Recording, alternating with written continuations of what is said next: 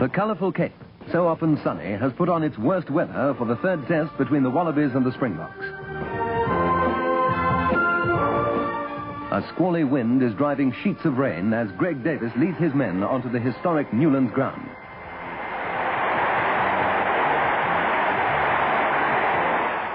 Tommy Bedford once again captains the Springboks in the absence of the injured Davy de Villiers. The drenched-to-the-skin crowd of 40,000 forget about the adverse conditions as Fasasi kicks off for South Africa. The two packs get to grips to do battle royal on the slush and mud.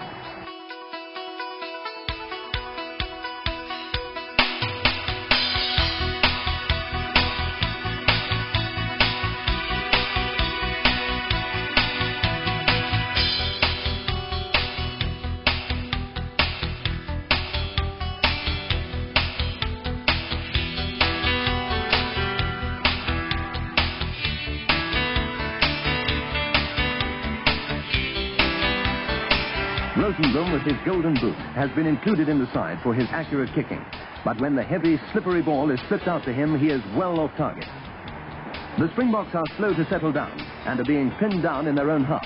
And the first scoring chance comes to Australia when Barry Honan is just wide with an attempted drop kick.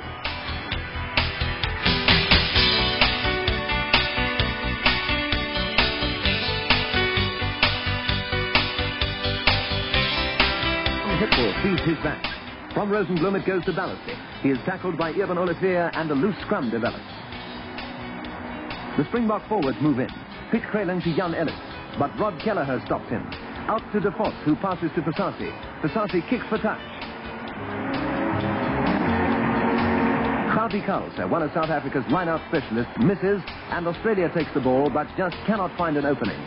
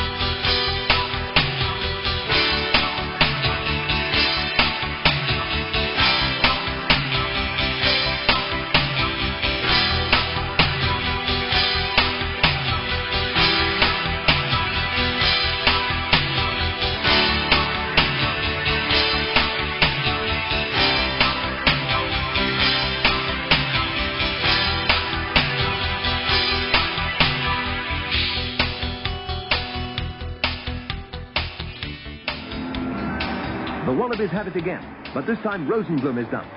Both sets of forwards get to grips in the loose scrum. Johnny Hipwell at the base of the scrum stands up remarkably well to the unmerciful hammering he is taking from the ever-alert Springbok loose forward.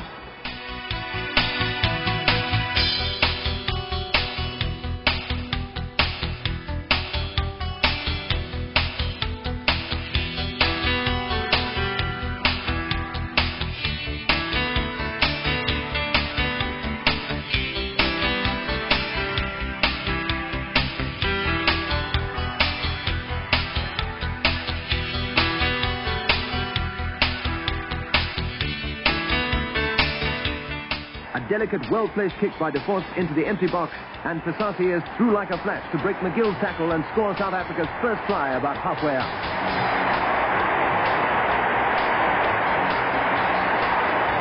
Fasasi takes the kick, and he makes no mistake. From a set scrum, Hipwell works the blind side, and when he is challenged by Jan Ellis, he kicks on to Fasasi, who fields cleanly, but is hit very hard by John Ballasty.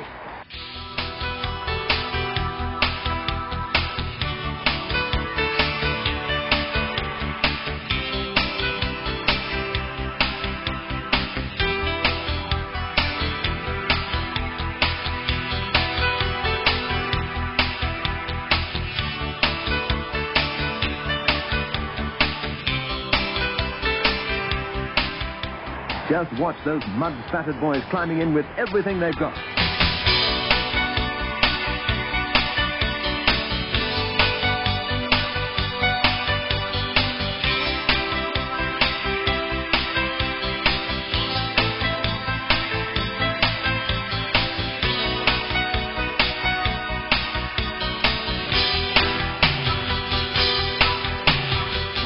Foreman tears away, but the ball rolls into touch. The whistle goes for half-time with the Boks 5 points up. There is no break in the weather. The appalling conditions continue. More wind and more rain. Pity those drenched faithfuls who aren't under cover and have to sit or stand out in the open. The Springboks really have the game sewn up when they change over, for now they have the strong wind at their backs for the second half. On the paddock, the grim, bruising battle continues. The Boks picks up and passes to Pasati, who steadies himself for a drop kick, but it goes wide.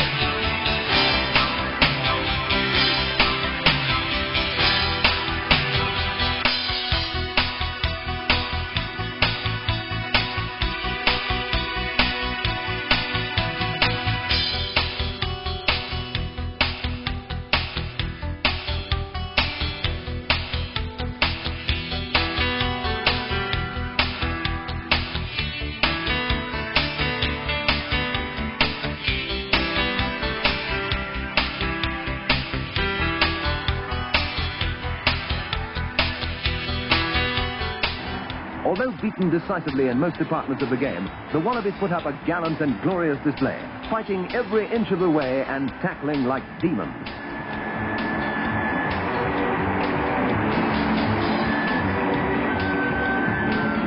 From a deep throw-in, the ball bounces right for the hard-working Greg Davis, who grubber kicks, but H.O. de Villiers beats him to the ball and puts it up in the air. The Wallabies tried at every opportunity to let the ball run down their line, but they could not seriously challenge the Springboks because of their meagre possession, both from the set pieces and the lineouts. South Africa won 7 tight heads to 1, a triumph for hooker Kees Spitzer, who regained his place at the expense of Don Walton.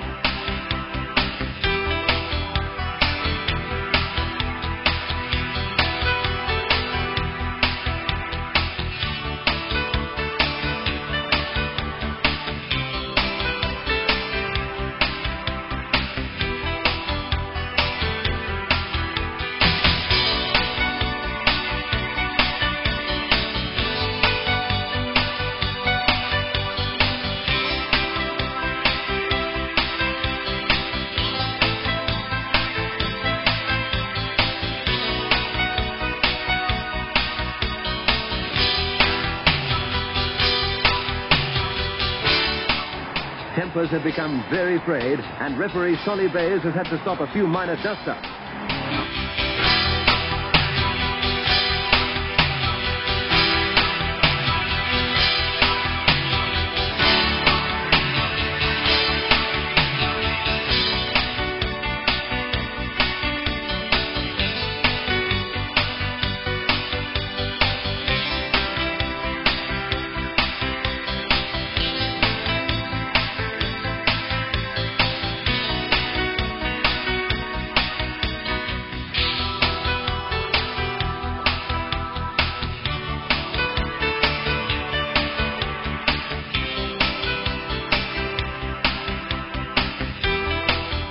With Newlands showing several bare, muddy pools, handling becomes very difficult.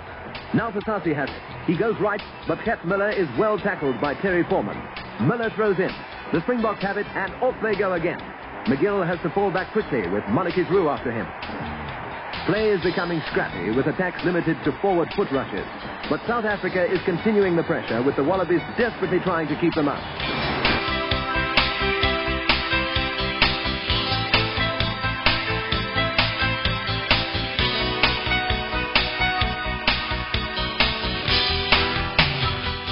The Wallabies take a short line-out, but the Boks win the ball. And when De Vos kicks a high up and under, Jan Ellis, the burly flanker, shakes off a couple of tackles and bullocks his way over.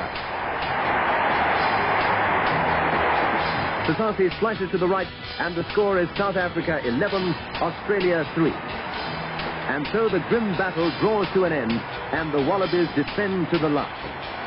The final whistle goes, giving South Africa a win of 11 points to 3. Thus enabling them to clinch the Test Series of 1969.